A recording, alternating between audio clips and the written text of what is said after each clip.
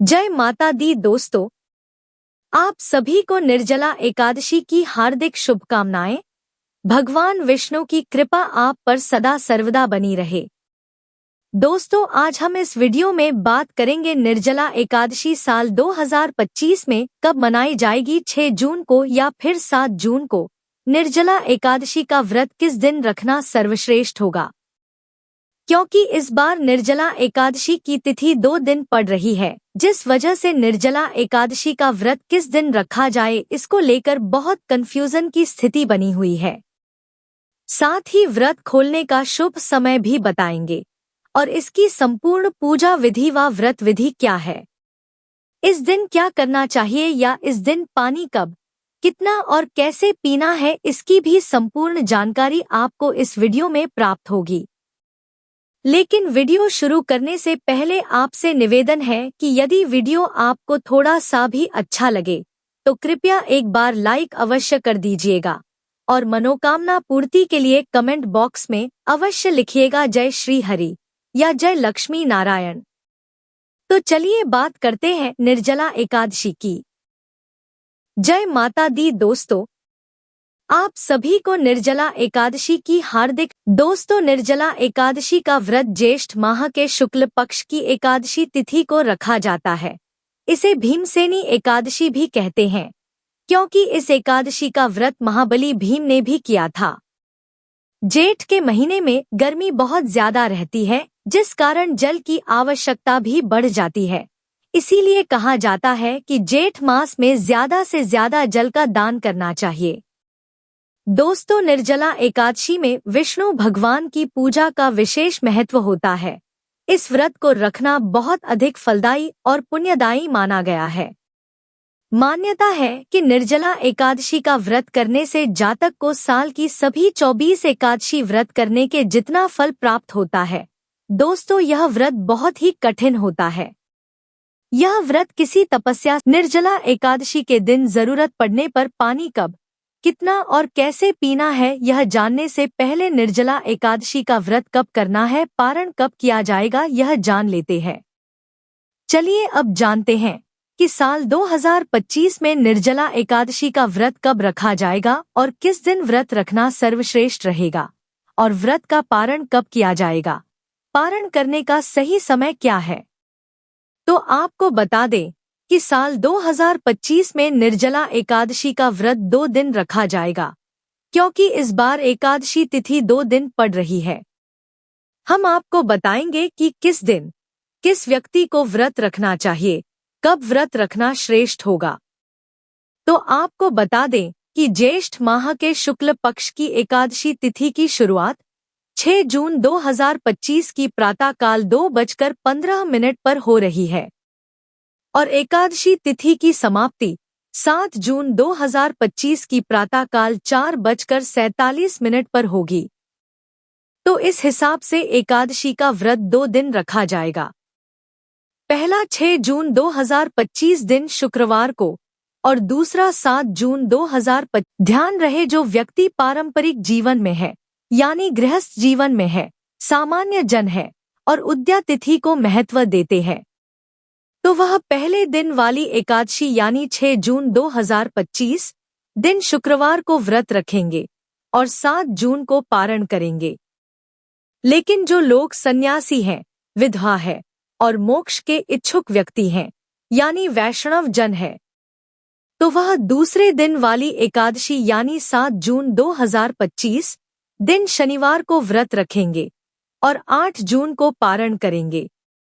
दोस्तों, जब भी एकादशी की तिथि 2 दिन पड़ती है तो पहले दिन वाली गृहस्थ लोग यानी स्मार्त लोगों के लिए होती है और दूसरे दिन वाली एकादशी का व्रत वैष्णव लोग यानी सन्यासी और विधवा लोग धारण करते हैं।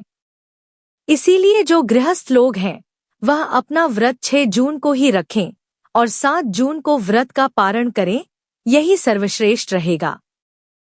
चलिए अब जानते हैं कि जो लोग 6 जून 2025 को व्रत रखेंगे तो वह पारण कब करेंगे, व्रत पारण का समय क्या रहेगा।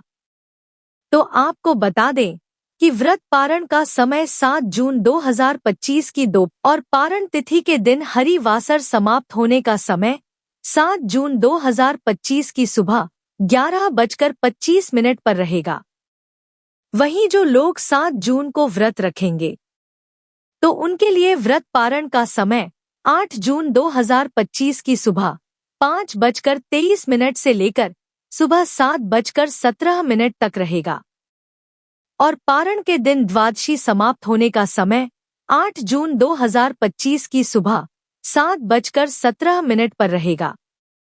चलिए अब जानते हैं कि निर्जला एकादशी में यदि आपको पानी पीने की आवश्यकता हो तो आपको पानी कब, कितना और कैसे पीना चाहिए। दोस्तों, निर्जला एकादशी व्रत में पानी पीना वर्जित होता है क्योंकि यह व्रत निर्जल और निराहार किया जाता है। इस व्रत में एकादशी के सूर्योदय से लेकर दूसरे दिन यानी द्वादशी के सूर्योदय तक जल का त्याग करना चाहिए और अगले दिन यानी द्वादशी तिथि को सूर्योदय के बाद ही पूजा करने के बाद ही जल ग्रहण करना चाहिए। लेकिन यदि आपको इस बीच बहुत अधिक प्यास लग रही है, आपका गला सूख रहा है, आपसे बर्दाश्त नहीं हो पा रहा है, तो ऐसी स्थिति में आप इस दिन केवल कुल्ला या आचमन करने के लिए अपने मुंह में पानी डाल सकते हैं और पारण तिथि बस ध्यान रखें कि आचमन के तौर पर ही पानी ग्रहण करें। यह नहीं कि आपने ज्यादा पानी पी लिया। इस बात का आपको विशेष ध्यान रखना है कि आप सिर्फ कुल्ला या आचमन ही करें, न कि पानी पिए। या आप ऐसा भी कर सकते हैं कि जब आप व्रत का संकल्प लें तो उस समय तक का ही लें जितनी देर तक आप निर्जल व्रत रख सकते हैं। जैसे आप शाम तक निर्जल रह सकते हैं तो वैसा ही व्रत का संकल्प ले लें और शाम की पूजा आरती के बाद जल ग्रहण कर सकते हैं। या आप रात 12 बजे तक निर्जल रह सकते हैं तो वैसा संकल्प भी ले सकते हैं। और अगर आप इस व्रत को निर्जल नहीं कर सकते तो आप फलाहारी व्रत का संकल्प करें। आप इस व्रत में फल, दूध, जूस या चाय आदि पीकर भी व्रत रख सकते हैं या सिर्फ जलीय व्रत यानी लिक्विड आहार लेकर भी आप इस व्रत को पूरा कर सकते हैं।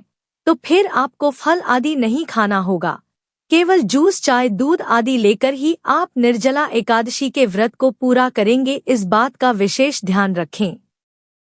बस ध्यान रखें कि आचमन के तौर पर ही पानी ग्रहण करें, यह नहीं कि आपने। दोस्तों, निर्जला एकादशी की पूजा विधि जरूर समझ ले।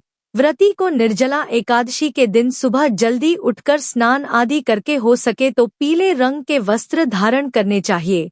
इसके बाद सूर्य देव को जल अर्पित करें। फिर पूजा स्थल को साफ सुथरा कर गंगाजल छिड़क कर पवित्र कर ले। सभी पूजा सामग्री एकत्रित कर ले। बात करें पूजन सामग्री की तो इसमें आपको एक लकड़ी की चौकी या पटा चाहिए, साथ ही भगवान विष्णु जी की मूर्ति या फोटो, जल का लोटा, पीले फूल, माला, चंदन, रोली, मौली, अक्षत, पान, सुपारी, लौंग, इलायची, धूप, दीप, इत्र, जनेऊ। नैवेद्य में फल और मिठाई आदि ले ले और पंचामृत भी बनाएं। साथ में कुछ दक्षिणा भी शामिल जरूर करें। आप सारी सामग्री एकत्र कीजिए और आसन लगाकर पूर्व या उत्तर की ओर मुख करके बैठ जाइए। अब लकड़ी की चौकी या पटा रख ले, उसमें पीला कपड़ा बिछाकर भगवान विष्णु जी की मूर्ति या फोटो को स्थान दे। अब सबसे पहले व्रत, पूजा और दान का संकल्प ले।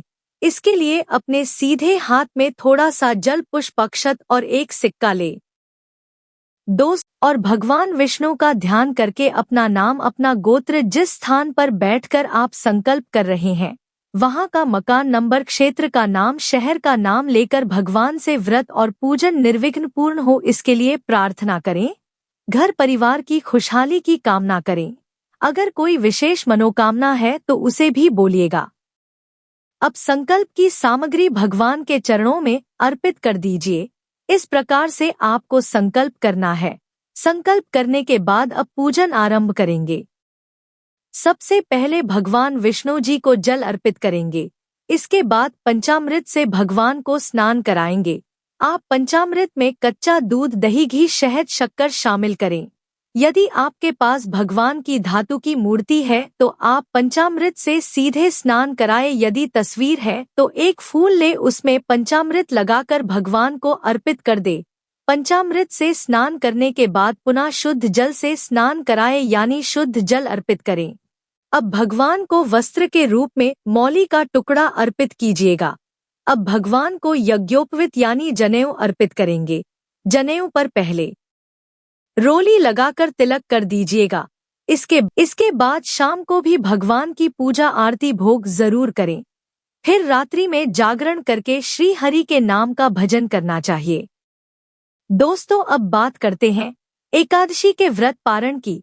एकादशी के व्रत का पारण कब और कैसे करना चाहिए? दोस्तों, एकादशी व्रत का पारण हमेशा एकादशी के अगले दिन यानी द्वादशी तिथि में शुभ मुहूर्त में ही करना चाहिए। आप इस दिन सुबह स्नान करके भगवान विष्णु जी की विधिवत पूजा अर्चना करें। इसके बाद जल के साथ तुलसी के पत्तों के साथ पूजा करने के बाद आप जल के साथ तुलसी के पत्तों से निर्जला एकादशी के व्रत का पारण करें। ध्यान रहे कि तुलसी के पत्ते आपको दांतों से नहीं चबाने हैं, बल्कि पानी की मदद से उसे निगलना चाहिए। आप निर्जला एकादशी के व्रत का पारण तुलसी व जल के साथ कर सकते हैं, या फिर फलों के जूस या नींबू पानी से भी कर सकते हैं, या आपने जो भी फल भगवान विष्णु जी की पूजा में चढ़ाया है आप उस फल को खाकर भी अपने व्रत का पारण कर सकते हैं। इसके बाद शाम को भी भगवान की पूजा आरती भोग जरूर करें। फिर रात्रि में जागरण करके श्री हरि के नाम का भजन करना चाहिए। तो दोस्तों, यह जानकारी आपको अच्छी लगी तो कमेंट में जय श्री हरि या जय लक्ष्मी नारायण की जरूर लिखें। वीडियो थोड़ा भी अच्छा लगा हो तो कृपया वीडियो को लाइक अवश्य करें, शेयर करें और साथ ही साथ हमारे चैनल को सब्सक्राइब करें। धन्यवाद। तो दोस्तों, यह जानकारी आपको अच्छी लगी तो कमेंट में जय श्री हरि या जय लक्ष्मी नारायण की जरूर लिखें। वीडियो थोड़ा भी अच्छा लगा हो तो कृपया वीडियो को लाइक अवश्य करें, शेयर करें और साथ ही साथ हमारे चैनल को सब्सक्राइब करें। धन्यवाद। तो दोस्तों, यह जानकारी आपको अच्छी लगी तो कमेंट में जय श्री हरि या जय लक्ष्मी नारायण की जरूर लिखें। वीडियो थोड़ा भी अच्छा लगा हो तो कृपया वीडियो को लाइक अवश्य करें, शेयर करें और साथ ही साथ हमारे चैनल को सब्सक्राइब करें। धन्यवाद। तो दोस्तों, यह जानकारी आपको अच्छी लगी तो कमेंट में जय श्री हरि या जय लक्ष्मी नारायण की जरूर लिखें। वीडियो थोड़ा भी अच्छा लगा हो तो कृपया वीडियो को लाइक अवश्य करें, शेयर करें और साथ ही साथ हमारे चैनल। तो दोस्तों, यह जानकारी आपको अच्छी लगी तो कमेंट में जय श्री हरि या जय लक्ष्मी नारायण जरूर लिखें। वीडियो थोड़ा भी अच्छा लगा हो तो कृपया वीडियो को लाइक अवश्य करें, शेयर करें और साथ ही साथ हमारे चैनल को सब्सक्राइब करें। धन्यवाद।